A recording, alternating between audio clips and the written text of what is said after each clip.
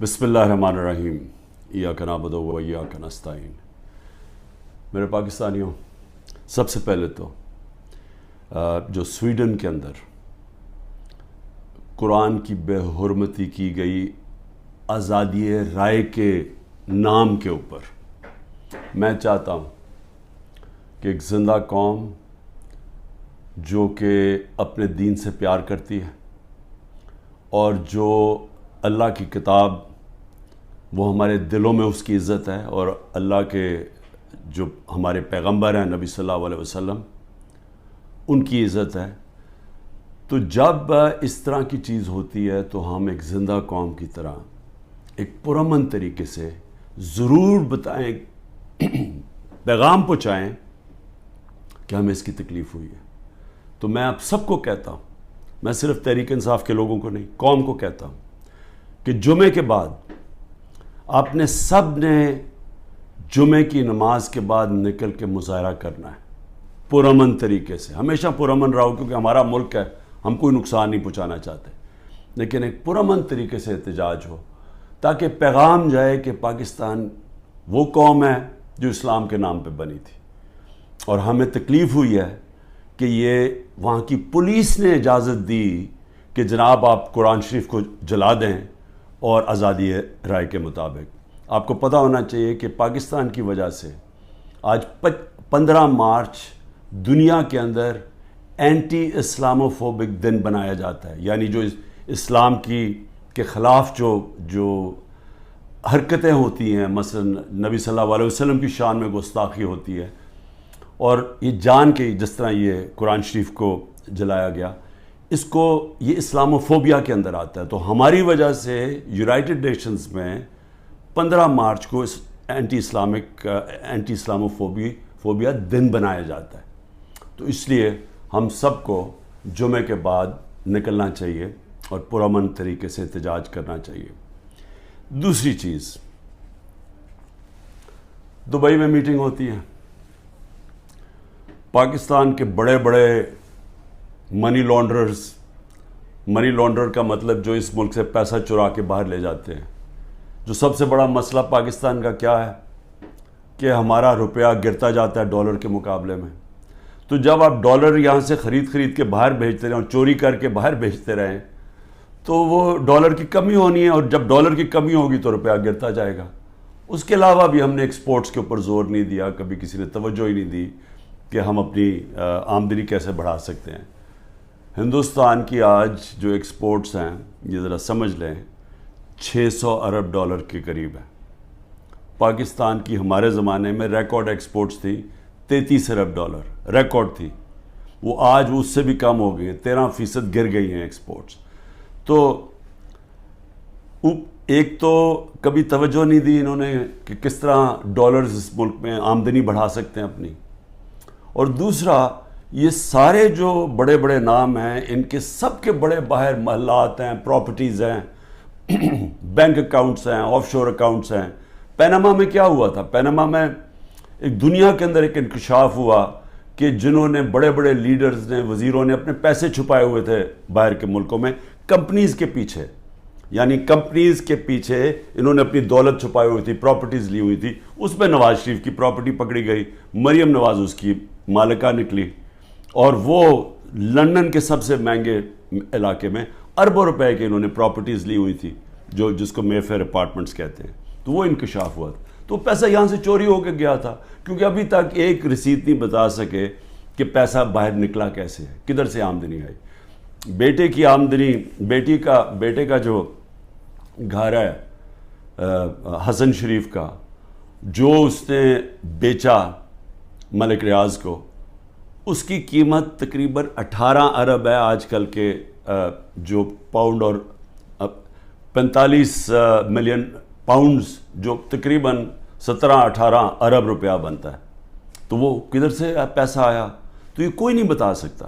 بیٹے یہاں سے باہر بھاگ گئے کیونکہ وہ بتا نہیں سکتے تھے۔ اسی طرح جو سرے محل آصف زرداری نے خریدا وہ بھی یہاں سے پیسہ باہر گیا، حدیبہ پیپر مل وہ بھی پیسہ باہر، تو یہ سب اکٹھے ہو گئے، اور سارے اکٹھے ہو کے بندر بانٹ پاکستان کیا کہ اچھا سندھ اس کو دے دیں گے، کراچی فلانے کو دے دیں گے، سینٹرل پنجاب کوئی اور آ جائے گا، پھر نئی پارٹی جو بنی ہے اس کو بھی کوئی سیٹیں مل جائیں گی، فضل الرحمان کو ادھر پختونخوا میں دے دیں گے، اور یہ بس یہ کھچڑی پک جائے گی. تو یہ ساری بندر بانٹ دبئی کے اندر ہو رہی تھی کہ جس طرح کہ کوئی سودا نہیں ہو رہا ہوتا کسی کے اوپر، یہ سودا ہو رہا تھا پاکستان کا.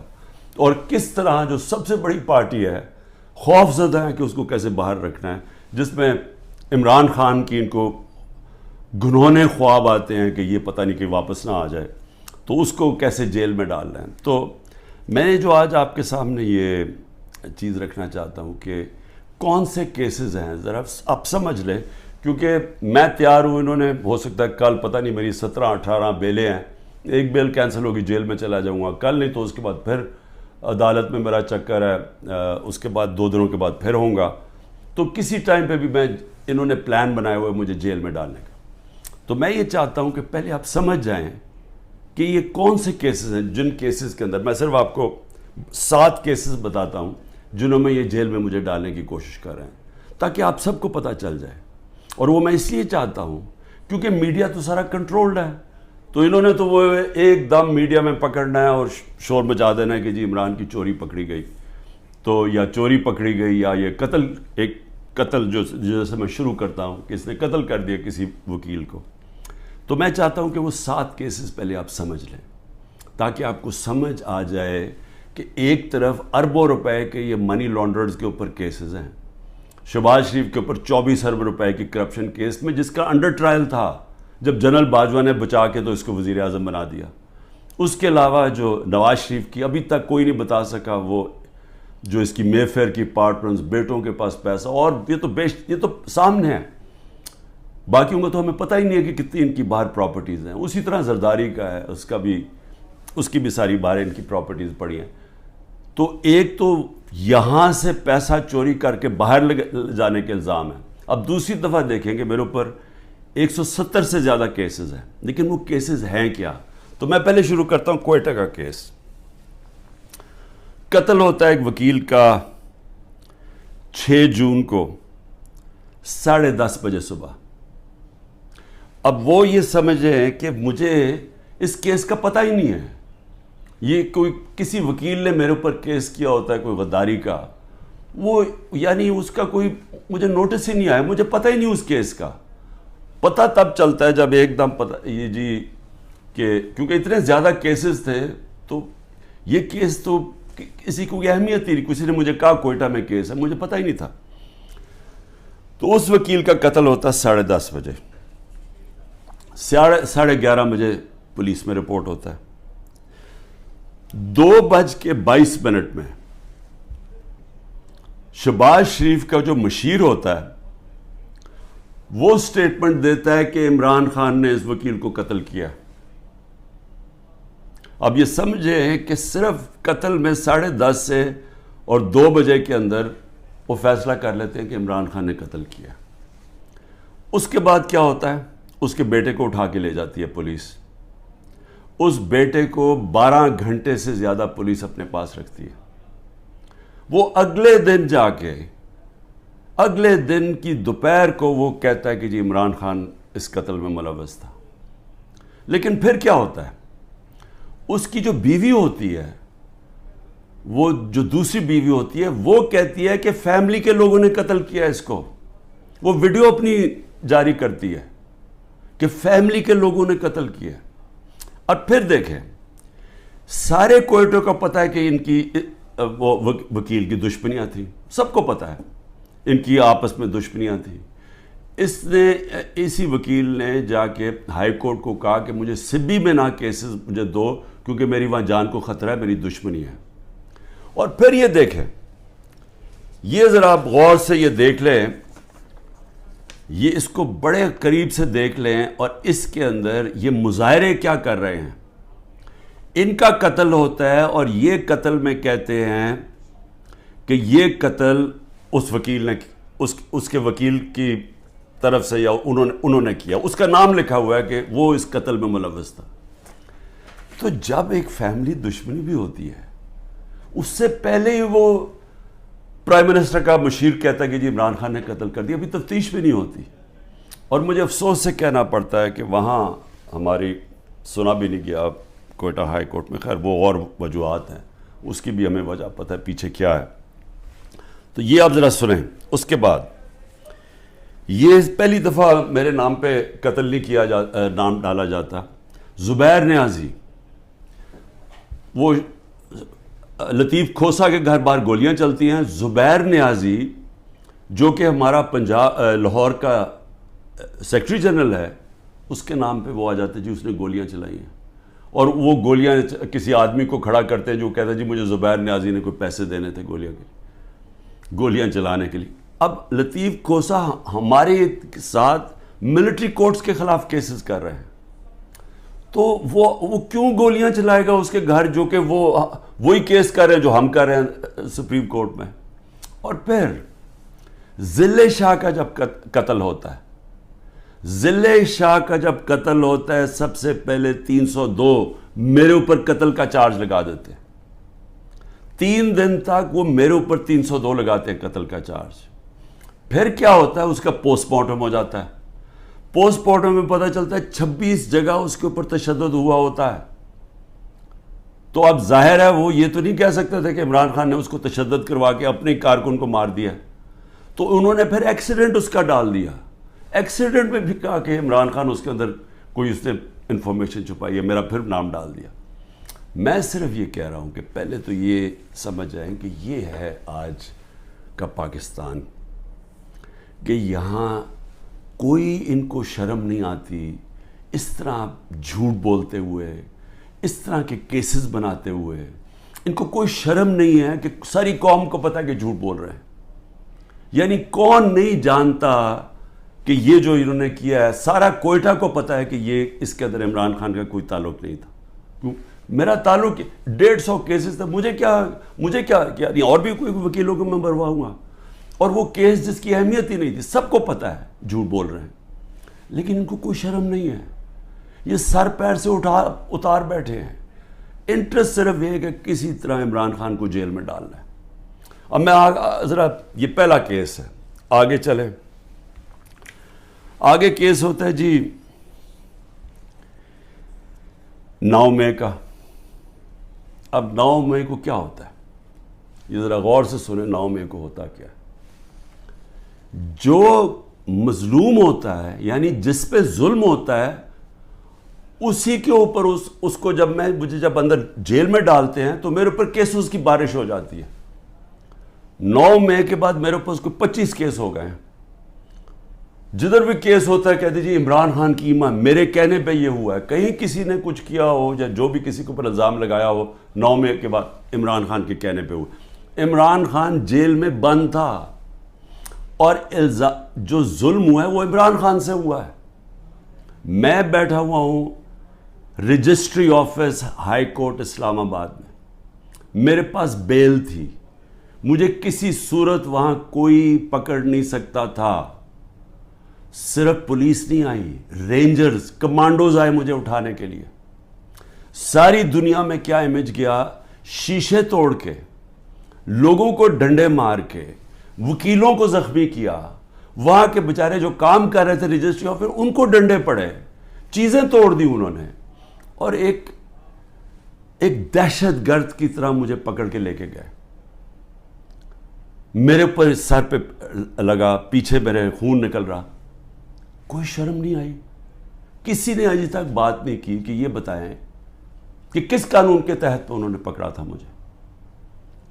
اسلام آباد کے ہائی کورٹ کے چیف جسٹس نے کہا کہ یہ اس کے اوپر ایف آئی آر کٹنی چاہیے.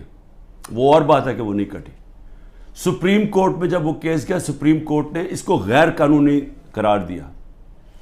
اب میں سوال پوچھتا کہ کوئی جواب دینے والا ہے.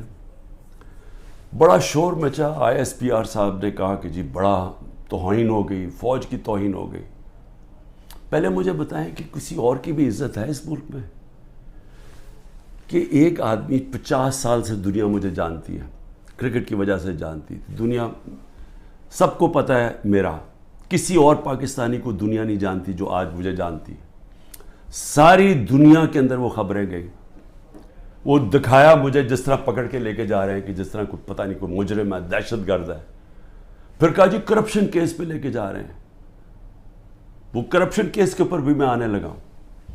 اور لوگوں کو جو اس طرح ڈنڈے مارے انہوں نے, کوئی پوچھنے والا نہیں ہے, کیونکہ وہ طاقتور ہے, وہ سب کچھ کر سکتا ہے. جو مظلوم ہے, جن سے ظلم ہوا, اس کو ہی پکڑ کے اسی کے اوپر کیسز کرنے شروع کر دیے. جیل میں بند ہے اور کیسز شروع ہو گئے کہ جی اس کی ایما کے اوپر یہ ہوا ہے تو اس کی وجہ سے یہ ہوا ہے. اور جی کوئی ملٹری کورٹ سب پتہ چلیں گے کہ جو بتائیں گے اصل میں کتنا بڑا وہ غداری کر رہا تھا عمران خان قوم کے ساتھ. میں ذرا آگے چلوں. کسی نے آج تک بات نہیں کی, اور میں یہ خاص طور پہ اپنی آج قوم کو بتانا چاہتا ہوں کہ کیوں میں آپ کو کہتا ہوں حقیقی آزادی کی یہ جہاد ہے. یہ پولیٹکس نہیں ہے, یہ جہاد ہے. ہم غلام ہیں. غلاموں کے کوئی حقوق نہیں ہوتے. جس طرح میرے کوئی حقوق نہیں تھے, میں یعنی سب سے بڑی ملک کی پارٹی کا ہیڈ, جس کو جس طرح اٹھایا انہوں نے, جو کیا, جس طرح ہم کوئی کمی ہے اس ملک کے. اب 25 لوگوں کو گولیاں لگیں, جو مرے, جو شہید ہوئے, ابھی تک 9 لوگ غائب ہیں. جو پولیس نے یا دھمکیاں دی ہیں, کچھ کیا, وہ انڈر گراؤنڈ گئے ہوئے ہیں, وہ بتا نہیں رہے, مسنگ ہیں 9 لوگ. 16 لوگ ہمارے پاس پتہ ہے جن کو گولیاں, 69 لوگوں کو گولیاں ماری اور ان کو شہید کیا گیا. فرانس کے اندر ایک لڑکے کو پولیس نے 16 سال کے لڑکے کو گولی ماری, ایک لڑکے کو. ابھی تک فرانس جل رہا ہے. 1000 سے زیادہ بلڈنگز جل گئی ہیں, گاڑیاں جل گئی ہیں. مشکل نیشنل کرائسس آ گیا ہے. معافی مانگ رہی ہے پولیس کے, جی بڑی غلطی ہوگی, اس کے خلاف ایکشن لیا جائے گا. آزاد لوگ ہیں, آزاد لوگوں کے حقوق ہوتے ہیں. لوگ نکلیں اپنی آزادی کے لیے کہ کیسے جرأت پڑی پولیس کو گولی مارنے کی. یہاں 16 لوگوں کا آج تک ٹی وی پہ نام ہی نہیں لیا جا رہا. سب نہتے تھے.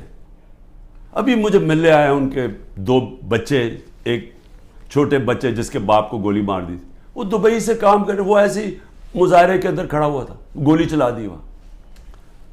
میں سمجھتا تھا 2 لوگوں کی ٹانگیں ضائع ہوئی ہیں, 3 لوگوں کی ٹانگیں ضائع ہوئی ہیں, ایک پیرالائز ہوا ہے جس کی کمر میں گولی لگی ہے.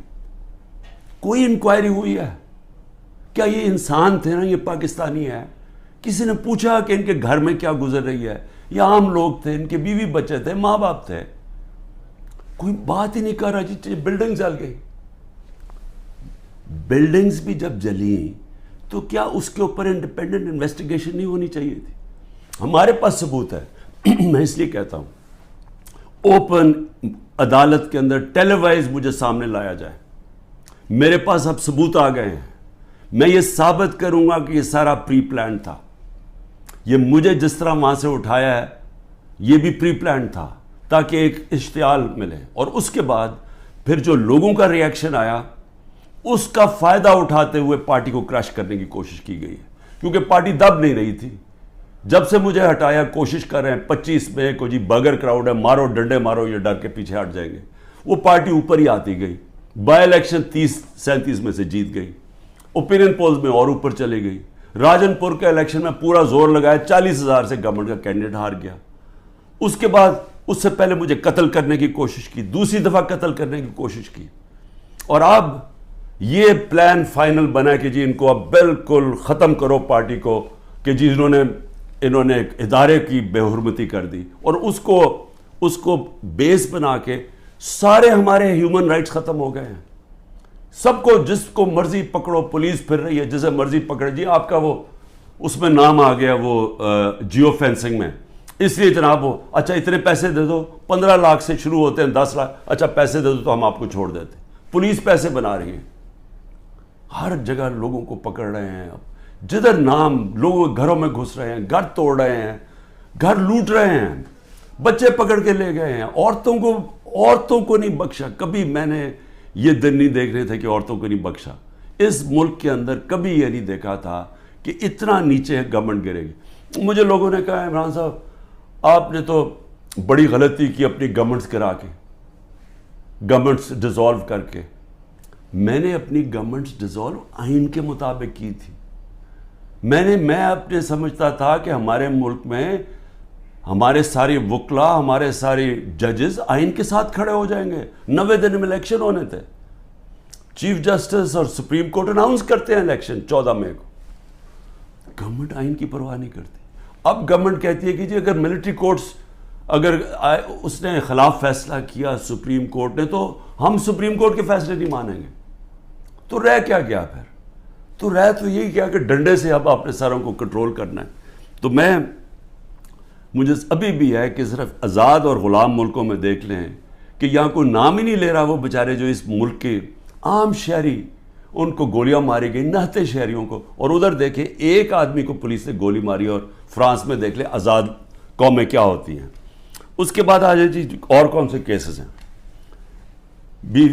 بشرا بیگم کے اوپر کیس ڈال دیے. کیا ہے جی کہ وہ اس کے گاؤں میں، وہ جو کبھی گاؤں میں گئی بھی نہیں ہے، اس کے گاؤں میں جی 20 سال کے بعد ایک جگہ سڑک بن گئی ہے. اینٹی کرپشن کا کیس اس پہ کر دیا. میری چھوٹی بہن عظمیٰ، اس کے اوپر اینٹی کرپشن مجھے بیچ میں ڈال دیا کہ جی میں جب پرائم منسٹر تھا میں نے اس کو بڑی سستی کوئی زمین دلوا دی ہے یا لوگوں سے قبضہ کر کے.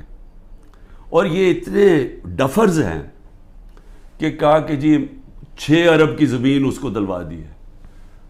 ان کو اتنا نہیں پتا کہ وہ چیک سے اس نے پیسے دیے. پہلے تو وہ چیکس کے پیسے، ذرا یہ چیک نمبر دیکھ لیں کہ اس نے پہلا چیک کس دن دیا؟ 25 اپریل 2022 کو. عمران خان پرائم منسٹر نہیں تھا. عمران خان 9 اپریل کو پرائم منسٹر نہیں ختم ہو گیا تھا. تو 25 اپریل کو ایک چیک ہے، وہ اب چیک کی کاپی ہے. اور دوسرا چیک دیا ہے 2 جون کو. اور کتنے کے چیک ہیں؟ 6 کروڑ روپے کے. تو اس نے چیک کے حصے پیمنٹ کی ہے. میرے اوپر کرپشن کیس ڈال دیا ہے کہ میں نے جی وہ اس کو پرائم منسٹر ہوتے ہوئے زور لگا کے اس کو فیور کیا. پھر آ جائے جی اگلا کیس، تاکہ آپ کو ساروں کو پتہ چل جائے ہو کیا رہا ہے. اب 2 اور کیسز ہیں جن کے اندر یہ پوری کوشش کریں گے مجھے اندر ڈالنے کی. وہ نیب کے کیسز ہیں. ایک ہے القادر کا جس میں انہوں نے مجھے پکڑا تھا، اور دوسرا ہے توشہ خانہ. اب یہ القادر کا کیس کیا ہے ذرا یہ غور سے سمجھ لیں پھر سے، کیونکہ میں چاہتا ہوں کہ ساری قوم کو سمجھ آ جائے. وہ کیس یہ ہے کہ ایک کیبنٹ فیصلہ کرتی ہے، کیبنٹ کے سامنے ایک فیصلہ آتا ہے کہ اگر ایک ملک ریاض فیملی اور ایک انگلینڈ کے national NCA national crime agency, ان کے بیچ میں ایک فیصلہ ہوتا ہے. وہ کہتے ہیں پرائیویٹ، ان کے بیچ میں فیصلہ ہوتا ہے. وہ یہ کہتے ہیں کہ اگر آپ، ہماری کیبنٹ کے سامنے آتا ہے کہ اگر آپ اس کو فیصلے کو کانفیڈینشیل رکھیں گے، صرف کیبنٹ سے، عدالت سے نہیں، اگر کیبنٹ میں کانفیڈینشیل رکھیں گے تو 190 ملین پاؤنڈ پاکستان میں آ جائے گا سپریم کورٹ کے اکاؤنٹ میں. اور لیکن اگر آپ اس کو کانفیڈینشیل نہیں رکھیں گے تو آپ کو انگلینڈ کے اندر کیس کرنا پڑے گا، سول کیس، جو 5-6 سال چل سکتا ہے. اور آپ کو ثابت کرنا پڑے گا، آپ کے اوپر ہوگا کہ آپ نے ثابت کرنا ہے کہ وہ پیسہ منی لانڈرنگ کا ہے. ہمیں وہاں کیبنٹ کے اندر پہلے بھی بتایا گیا کہ $100 ملین پاکستان کا بیرون ملک کیسز کے اندر بہ گیا ہے، ہار چکے ہم کیس. $100 ملین ہماری بڑا برا ریکارڈ ہے باہر کیسز کا. اور وہ بھی 5-6 سال لگنے تھے، جبکہ اب وہ پیسہ سیدھا اب آ جانا تھا اور پاکستان میں 190 ملین پاؤنڈ آ جانا تھا. کیبنٹ فیصلہ کر لیتی ہے.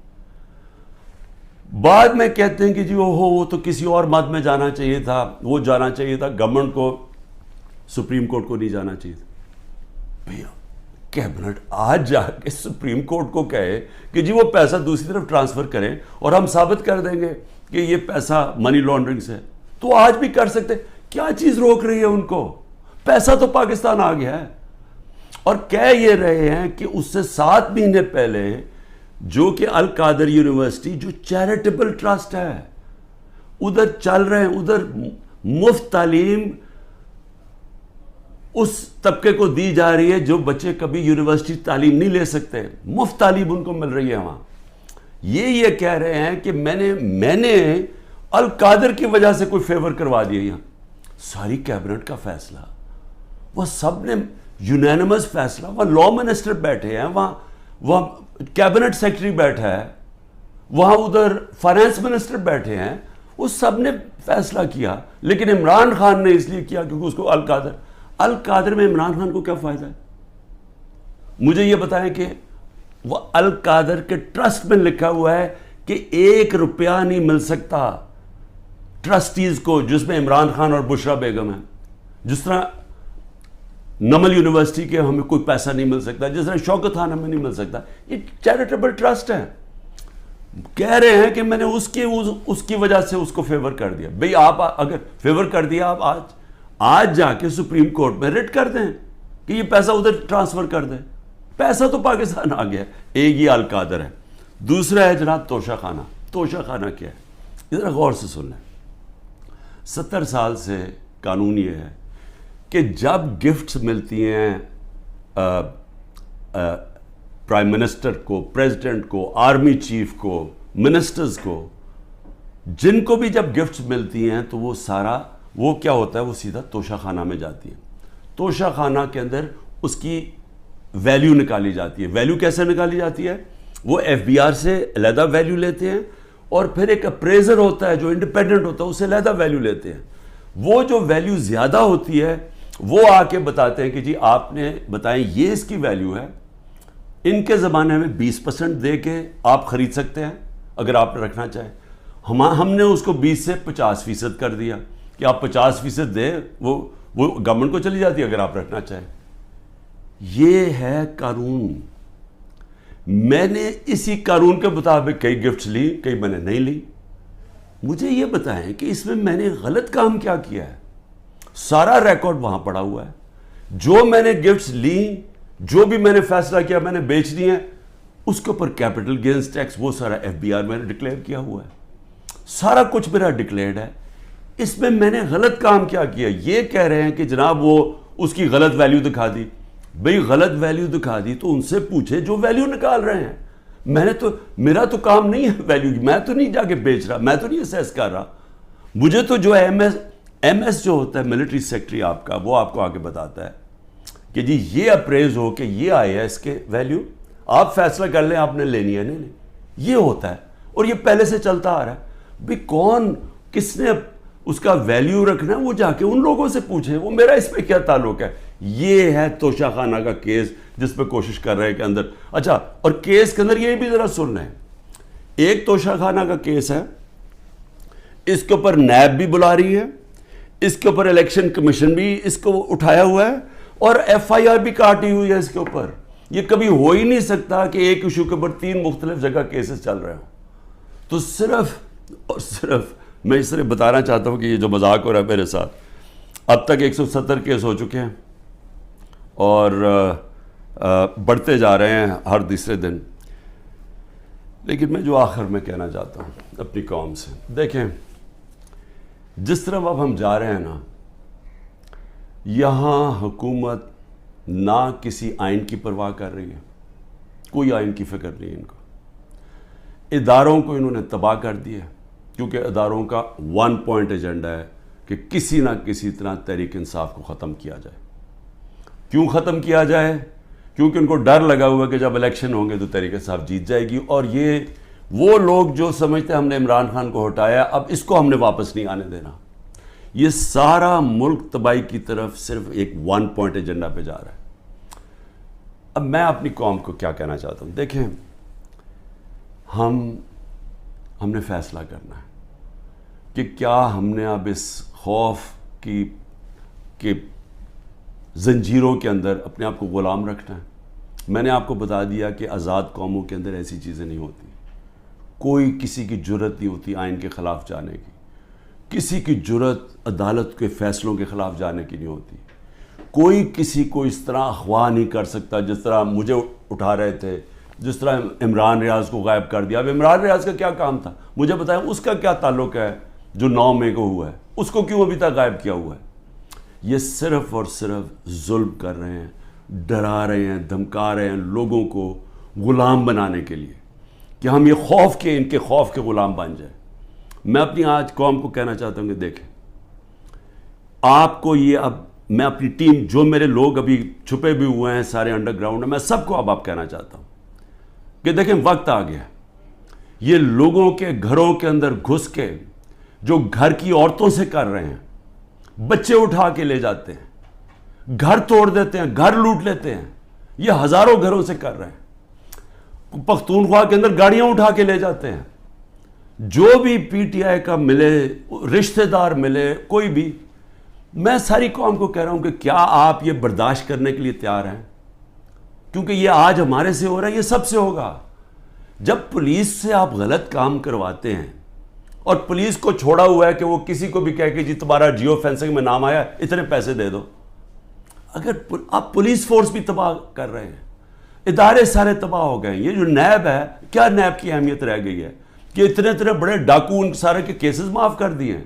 جو 3 گاڑیاں آصف زرداری نے چوری کی ہیں توشہ خانہ سے، 1 گاڑی نواز شریف نے چوری کی ہے، 1 مریم نواز نے چوری کی ہے، ان کو کوئی پوچھ نہیں رہا، اور آ کے کہہ رہے جی کہ توشہ خانہ سے یہ آپ نے جو لیگلی کام کیا ہے کہ جی وہ ویلیویشن نہیں ہوئی۔ بھئی وہ ان سے پوچھے جنہوں نے ویلیو کرنا تھا، وہ میرا اس سے کیا تعلق ہے؟ لیکن مقصد انصاف کا نہیں ہے، مقصد ظلم کرنے کا ہے۔ اور میں قوم کو اب کہتا ہوں، اب یہ بھیڑ بکریوں بن کے رہنے کا وقت چلا گیا ہے۔ میں آپ کو کہہ رہا ہوں، میں تیار ہوں، میں کل جا رہا ہوں، پتہ نہیں کتنے میں 19 بیلیں لگی ہوئی ہیں، کسی میں اندر ڈال سکتے ہیں، میں تیار ہوں سب کے لیے، میں ہر چیز کے لیے تیار ہوں، لیکن میں یہ ظلم کا نظام برداشت کرنے کے لیے تیار نہیں ہوں، میں یہ بھیڑ بکریوں بن کے اپنی زندگی گزارنے کے لیے تیار نہیں ہوں۔ میں یہ سمجھتا ہوں کہ یہ قوم کے لیے وقت آ گیا ہے، آپ سب فیصلہ کر لیں کہ کس طرح کا پاکستان آپ چاہتے ہیں۔ کیا وہ پاکستان چاہتے ہیں جو پروفیشنلز جو باہر جا سکتے ہیں وہ باہر چلے جائیں، جو آپ کا سب سے بڑے ذہن ہے وہ باہر چھوڑ کے چلے جائیں، وہ بیچارے غریب آدمی کشتیوں میں ڈوبتے رہیں جا کے اللیگلی، غیر قانونی طور پہ نکلنے کے لیے، اور باقی قوم بھیڑ بکروں کی طرح رہ جائے؟ اس ملک کا کوئی مستقبل نہیں ہے۔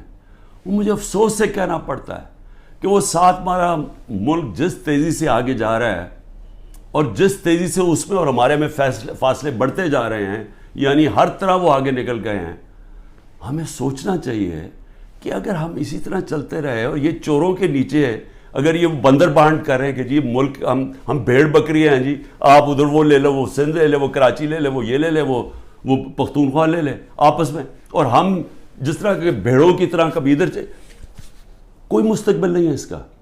اور اس لیے میں اپنی اب سب لوگوں کو کہہ رہا ہوں، تیاری کریں، آپ پرامن احتجاج ہمارا حق ہے۔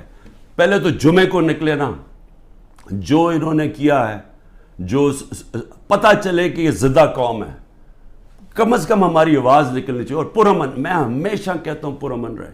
میں نے کبھی اپنے 27 سال میں کبھی انتشار کی بات نہیں، کیونکہ یہ میرا ملک ہے، توڑ پھوڑ کریں گے میرے ملک کو نقصان ہوگا۔ میں نے ان چوروں کی طرح باہر تو نہیں ہے میری کوئی پراپرٹیز، میں نے تو نہیں باہر بھاگنا۔ انہوں نے تو ابھی میں آپ کو کہہ رہا ہوں کہ جب انہوں نے الیکشن اناؤنس ہی ہوا، انہوں میں سے لوگوں نے باہر بھاگنا شروع کر دینا، کیونکہ ان کو پتہ ہے کہ ان کا جو انہوں نے کیا ہے اس ملک کے ساتھ، ان کو پتہ ہے کہ قوم نے ان کو بخشنا نہیں ہے، انہوں نے بھاگنا باہر۔ اس لیے اپنی قوم کو میں کہہ رہا ہوں کہ آپ کے پاس اب 2 راستے ہیں، غلامی کے اور حقیقی آزادی کے۔ لا الہ الا اللہ، کوئی نہیں ہے خدا اللہ کے سوا۔ ہم کسی ظالم کے سامنے اور یہ ظلم کا نظام اور یہ خوف کے سامنے ہم جھکنے والے نہیں ہیں۔ ہم نبی صلی اللہ علیہ وسلم، محمد مصطفیٰ، دنیا کے سب سے عظیم لیڈر، ہم ان کی امت ہیں، اور وقت آ گیا ہے کہ ہم اب اپنا سٹینڈ لیں اور پرامن طریقے سے تیاری کریں نکلنے کے لیے سڑکوں پہ۔ پاکستان زندہ باد۔